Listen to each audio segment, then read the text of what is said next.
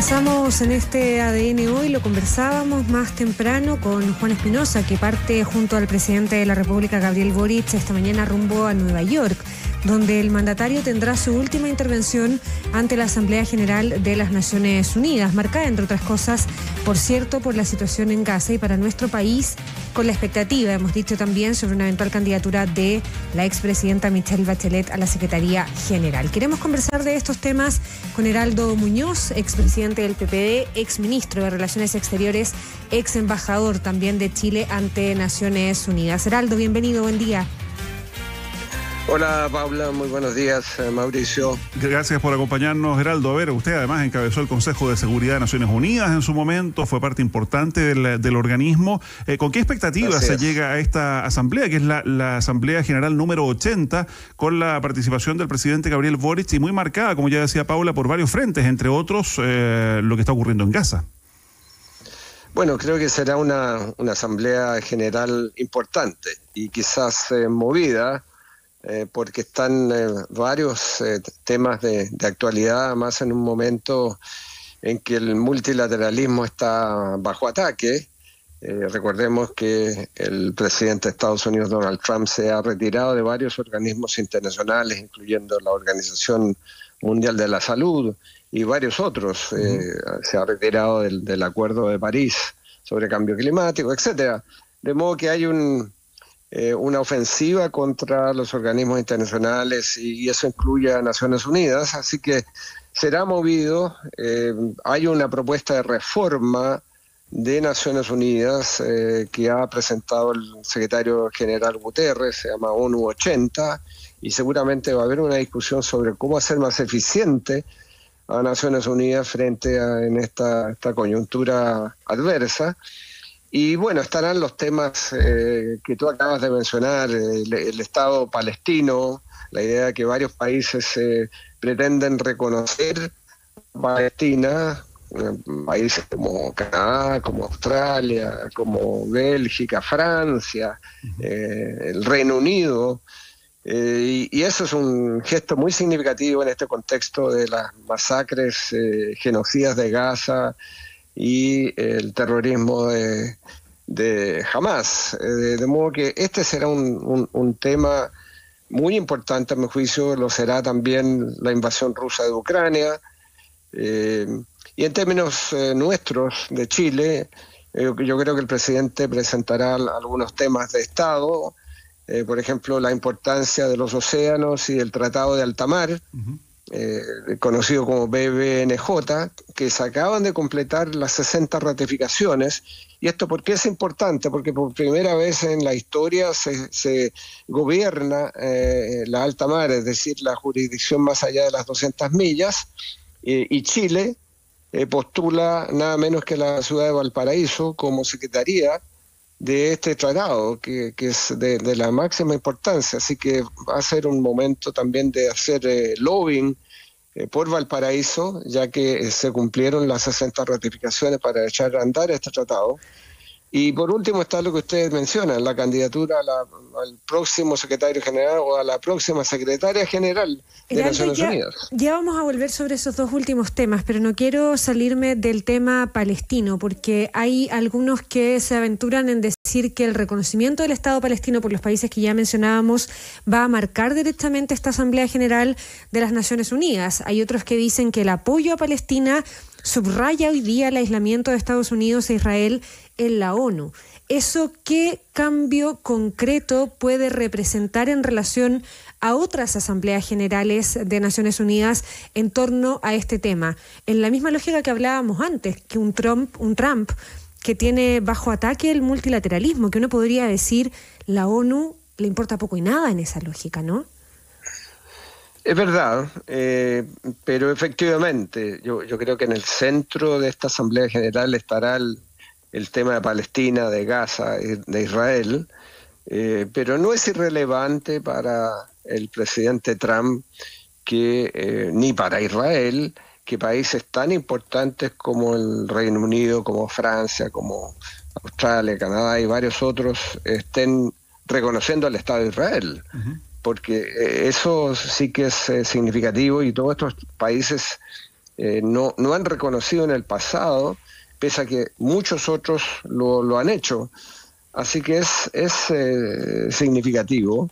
Recordemos además que esta Asamblea General está marcada por una prohibición absolutamente ilegal, es decir, a la presencia de Abu Mazen o el presidente Abbas en Naciones Unidas, porque se le negó la visa a él y a su delegación, cosa que es absolutamente ilegal y transgrede el acuerdo de sede, donde Estados Unidos a las invitaciones a la Asamblea General o a Naciones Unidas en general tiene que cumplir con extenderles la visa, porque no van a visitar Estados Unidos, van a la sede de Naciones Unidas y por primera vez se ha denegado la visa a toda la delegación y la Asamblea General acordó que el presidente Abbas puede intervenir a través de una videollamada, a través de un Zoom.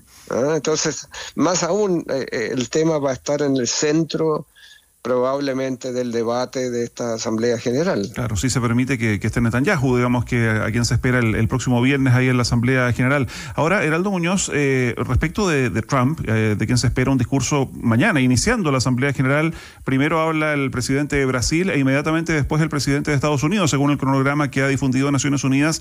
Esa es la tradición. Claro, esa es la tradición. Existe, sobre todo después de que el presidente Trump retirara a Estados Unidos de la OMS, se arrestara del Consejo de Derechos Humanos, hay quienes en los pasillos de Naciones Unidas dan cuenta de la posibilidad de que Estados Unidos se retire de Naciones Unidas. ¿Usted lo ve posible? No creo, porque bueno, de ser así no habría nombrado un embajador o una embajadora en Naciones Unidas. Lo que sí probablemente hará y está haciendo es la presión sobre Naciones Unidas a través de las contribuciones al fondo regular, que por lo demás están atrasadas. Estados Unidos no ha pagado sus cuotas regulares a la organización y eso ejerce una enorme presión porque es una parte bien significativa del presupuesto. Así que más bien por esa vía creo yo que puede haber el punto de vista adverso que tiene Estados Unidos respecto a los organismos multilaterales y específicamente Naciones Unidas, pero no creo que llegue al retiro formal. Yeah. Después de todo, Estados Unidos fue uno de los puntales de la creación de Naciones Unidas después de la guerra, después de la Segunda Guerra Mundial. Así sería irónico que eso sucediera, aunque bueno, nada nos puede sorprender con la administración en Washington. Ya, oiga, y lo mencionaba usted también, la eventual candidatura de la expresidenta Bachelet a la Secretaría General de Naciones Unidas. Expliquemos, ya algo decíamos, es un acuerdo no escrito, pero la Secretaría General, desde la formación de la ONU, se ha ido repartiendo por zonas geográficas. Así hemos tenido secretarios generales de Europa, de Asia. El último latinoamericano fue Pérez de Cuéllar, ¿no? El peruano, hace ya un par de décadas, y se supone que en el próximo periodo, que se inicia el 2027, debiera corresponder el turno a una persona de nuestra región. ¿Usted ve primero alguna posibilidad de la expresidenta Bachelet en esa candidatura? Bueno, en primer lugar, efectivamente, América Latina y el Caribe no tienen un secretario general no solo hace un par de décadas, sino que hace alrededor de 35 años desde que fue secretario general Pérez de Cuéllar, y no ha habido ningún otro. De modo que correspondería a América Latina. Ahora, en Naciones Unidas hay una suerte de ficción porque hay un grupo que se llama de Europa del Este y Rusia, que integran varios países que en realidad están hoy día en la práctica en la Alianza Occidental. Y sin embargo, como continúa existiendo en lo formal, no en lo real, hay quienes piensan que también ellos podrían decir, mire, nosotros nunca hemos tenido un secretario general de nuestra región, pero es una ficción. Pero sin embargo, ya en la última postulación hubo algunos candidatos o candidatas de países de la ex Europa Oriental que podrían de nuevo esgrimir ese argumento. Pero dejado eso de lado, América Latina tiene la mejor opción. Segundo, hay un movimiento en Naciones Unidas para que, no solo en Naciones Unidas, en muchos países, para que por primera vez el secretario general sea una mujer.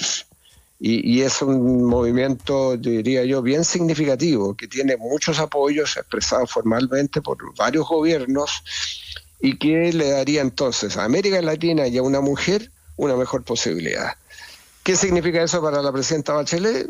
Bueno, una posibilidad significativa porque además ella tiene la experiencia de haber sido la secretaria de ONU Mujeres, uno de los organismos importantes de Naciones Unidas, y haber sido alta comisionada de Derechos Humanos. Ya, entonces, el rol que ahí conoce Naciones Unidas.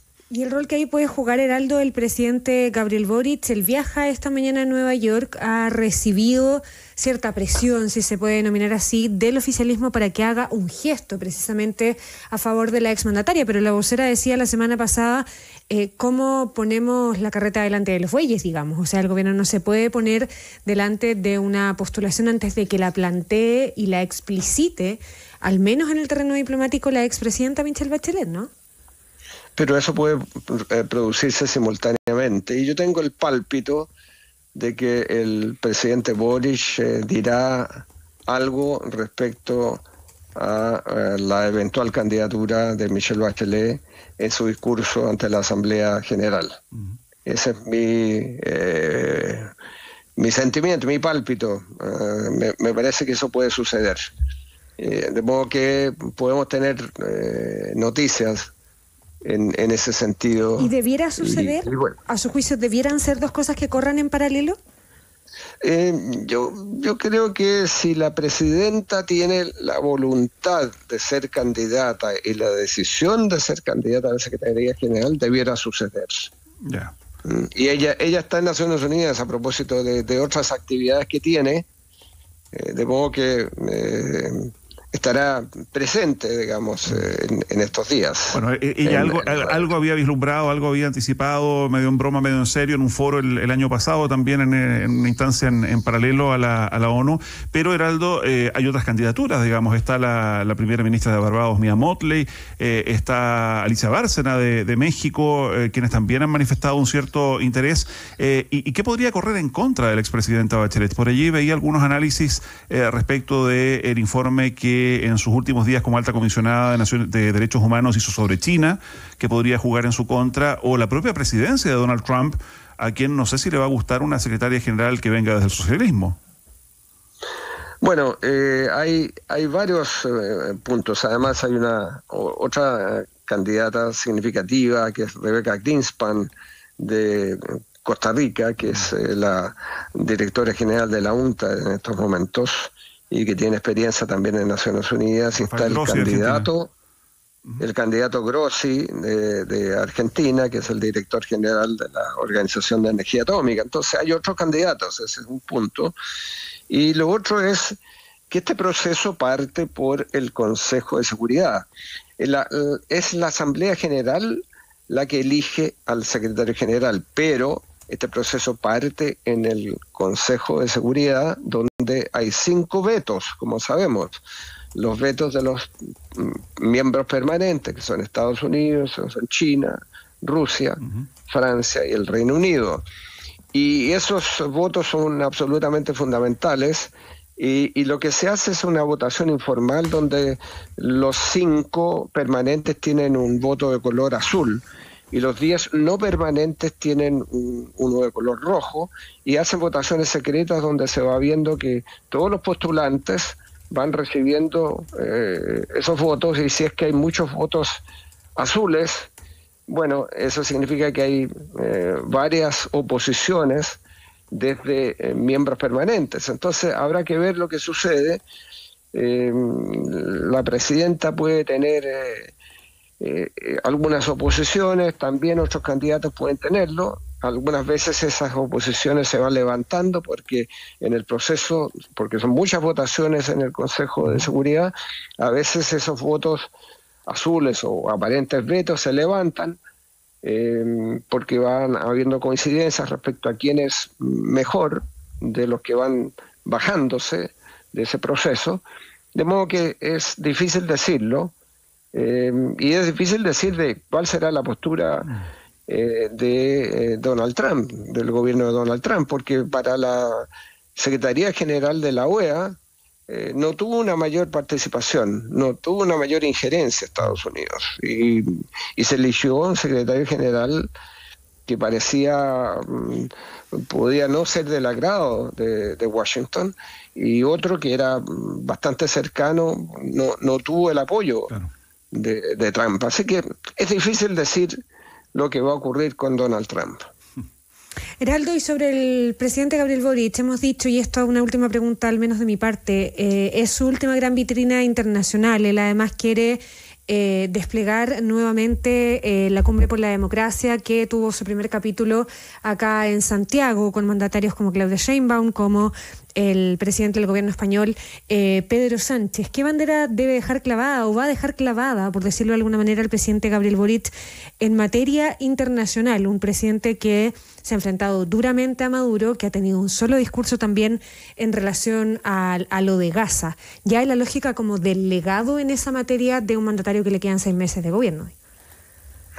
Bueno, yo creo que ha tenido una política exterior coherente en ese sentido, de criticar a los regímenes autoritarios o dictatoriales independientemente de su orientación, y lo ha hecho no solo con Venezuela, y en eso yo creo que se aproxima a una política de Estado. Yo siempre soy promotor de los principios y de las continuidades de la política exterior de nuestro país, y de una política de Estado que no sea una política ideológica, que represente al país entero. Y en eso creo que el presidente ha cumplido, si bien es cierto que se ha enfrentado a situaciones extremadamente complejas como lo de Israel, pero ha condenado de manera categórica el terrorismo de Hamás, el secuestro de rehenes, reiteradamente ha llamado a su inmediata liberación, y al mismo tiempo ha condenado al régimen de Netanyahu, haciendo una diferencia entre el gobierno de Israel y Israel, con el cual debiéramos tener relaciones normales de Estado, una vez que exista una mínima normalización de lo que está ocurriendo y no existan estos atropellos, estos crímenes de guerra, estas violaciones al derecho internacional humanitario que vemos a cada rato, con la movilización y desplazamiento forzado, con la hambruna como arma de guerra, con los bombardeos indiscriminados, con la destrucción total de ciudades, de las ciudades que van quedando, porque ya casi nada queda en pie. Entonces, ¿cómo no alzar la voz frente a lo que son violaciones del derecho internacional humanitario? En eso creo que el presidente ha sido consistente con lo que ha sido la postura de Chile. Chile no podría estar en silencio frente a situaciones como las que vemos a diario en Gaza. Ya, pues bueno, el presidente parte en cerca de media hora más rumbo a Estados Unidos. Heraldo Muñoz, ya decíamos, ex canciller, ex embajador de Chile ante el organismo internacional. Una vez más, muchas gracias por estos minutos en Radio ADN. Gracias, Heraldo. Muchas gracias a ustedes. Buen día.